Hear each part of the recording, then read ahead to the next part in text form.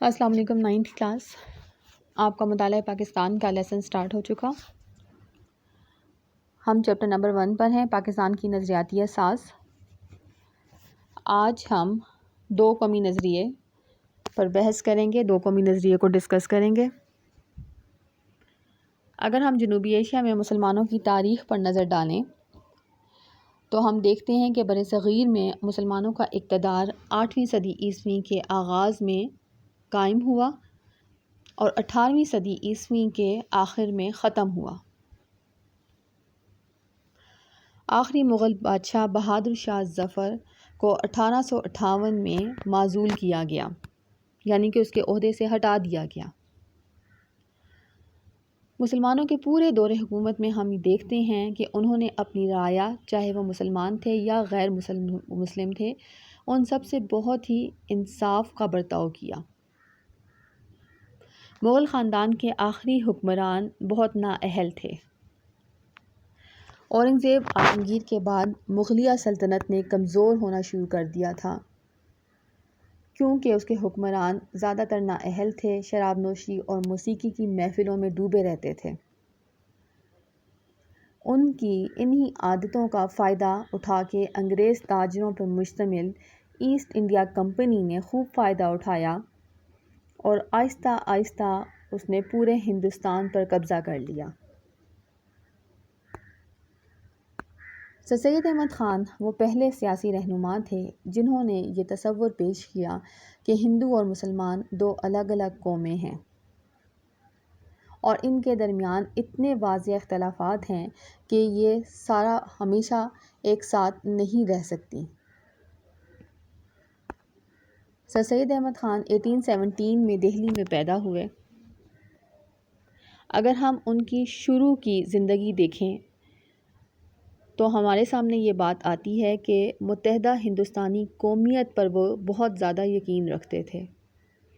ان کا خیال تھا کہ ہندو اور مسلمان دونوں ایک ہی قوم ہیں جو اپنے حقوق کا تحفظ یا حفاظت آپس میں اتحاد کے ذریعے ہی کر سکتے ہیں، لیکن بعد میں پیش آنے والے حالات و واقعات کی روشنی میں سر سید کو اپنی سوچ کو تبدیل کرنا پڑا۔ یہ تبدیلی ان کی سوچ میں 1867 میں آئی جب بنارس کے ہندوؤں نے اردو زبان کے خلاف تحریک شروع کی۔ پھر یہ تحریک آہستہ آہستہ پورے ہندوستان میں پھیل گئی۔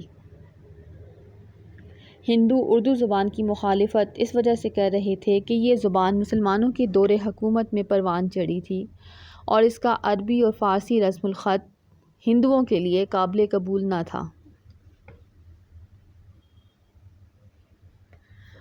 1885 میں ایک ریٹائرڈ انگریز آفیسر A.O. ہیوم نے ایک سیاسی جماعت انڈین نیشنل کانگریس قائم کی۔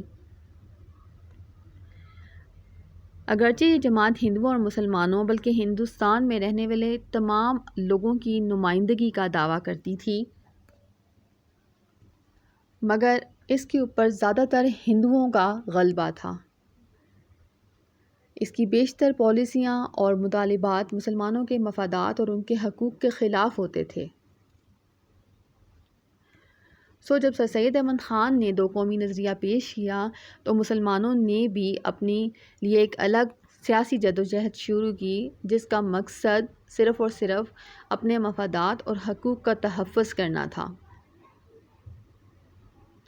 جب کانگریس نے ہندوستان میں مغربی جمہوریت کے نفاذ کا مطالبہ کیا، یہ سسٹم جو تھا یہ مسلمانوں کے بالکل خلاف تھا، مسلمانوں کے مفادات کے بالکل خلاف تھا، کیونکہ آپ کو پتہ ہے کہ مغربی جمہوریت میں جن لوگوں کی اکثریت ہوتی ہے وہ اپنی مرکزی جو گورنمنٹ ہے، مرکزی حکومت قائم کرتے ہیں، اور ہندوستان میں میجورٹی اکثریت جو ہے وہ ہندوز کی تھی۔ مسلمان جو ہے وہ بہت اکثریت میں تھے لیکن ہندوؤں کے مقابلے میں اقلیت میں تھے، لہٰذا مغربی جمہوریت کے نفاذ کا مطلب تھا ہمیشہ کے لیے ہندوؤں کی حکومت قائم ہو جانا۔ اس وقت مسلمانوں کے ایک وفد نے انگریز وائسرائے لارڈ منٹو سے شملہ میں ملاقات کی اور ان سے مسلمانوں کے لیے جداگانہ طرز انتخاب کا مطالبہ کیا۔ تاکہ مسلمان اپنے نمائندوں کا انتخاب خود کر کے قانون ساز کونسل میں اپنی نمائندگی کو یقینی بنا سکیں۔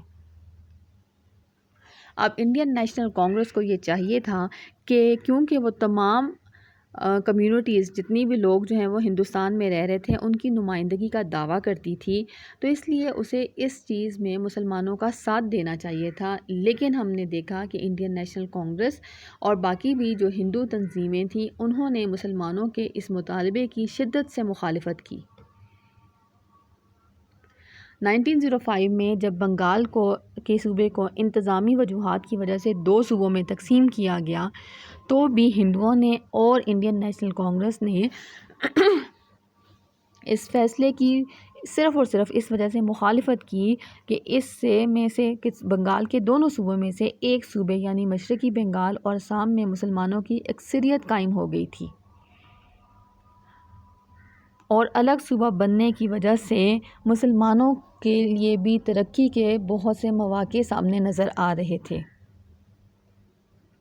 ان حالات کے پیش نظر مسلمانوں نے اپنے لیے ایک الگ سیاسی جماعت کے قیام کی ضرورت محسوس کی اور 1906 میں آل انڈیا مسلم لیگ کا قیام عمل میں آیا۔ مسلم لیگ نے 1906 سے لے کے 1928 تک 2 قومی نظریے کے تحت ہندوستان کے مسلمانوں کے مفادات کے تحفظ کے لیے بہت زیادہ اسٹرگل کی، بہت زیادہ جدوجہد کی۔ 1928 میں ہندوستان کی جتنی بھی سیاسی جماعتیں تھیں ان کا ایک مشترکہ اجلاس ہوا جس میں ہندوستان کے لیے فیوچر کے لیے ایک متفقہ آئین بنانے کی کوشش کی گئی۔ ایک کمیٹی جو ہے وہ قائم کی گئی جس کا سربراہ موتی لال نہرو تھا، لہٰذا جو سفارشات پیش کی گئیں اس کو نہرو رپورٹ کے نام سے یاد کیا جاتا ہے۔ اس رپورٹ کی سفارشات مسلمانوں کی خواہشات اور مفادات کے بالکل خلاف تھیں۔ نہرو رپورٹ نے ہندو مسلم اتحاد کو ہمیشہ کے لیے ختم کر دیا اور مسلمانوں کو اس بات کا احساس بھی ہو گیا کہ متحدہ ہندوستان میں ان کے حقوق کا تحفظ کسی صورت بھی ممکن نہیں۔ یہی وہ تاریخی مقام بھی ہے جہاں سے 2 قومی نظریے سے نظریہ پاکستان نے جنم لیا، اور اسی موڑ پہ قائد اعظم نے فرمایا کہ یہاں سے ہمارے راستے جدا ہوتے ہیں۔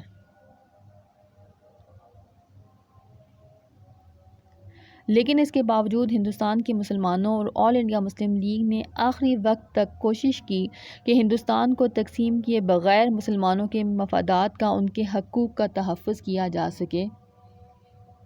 لیکن ہندو اکثریت اور کانگریسی رہنماؤں کے جتنے بھی مسلمان مخالف رویے تھے انہوں نے مسلمانوں کو اس بات پر سوچنے پہ مجبور کیا کہ وہ ہندوستان کی تقسیم کریں اور اپنے لیے ایک الگ اور مسلم ریاست کا مطالبہ کریں۔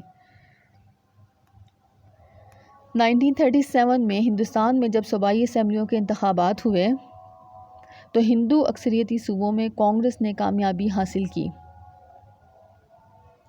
1937 سے 1939 تک کانگریسی حکومت قائم تھی، اور اس 2 سال کے عرصے میں مسلمانوں نے حد سے زیادہ مصیبتیں اور تکالیف برداشت کیں۔ مسلمانوں کے ساتھ بہت زیادہ زیادتیاں اور ناانصافیاں کی گئیں جو آخر کار مطالبہ پاکستان کی صورت میں ختم ہوئیں۔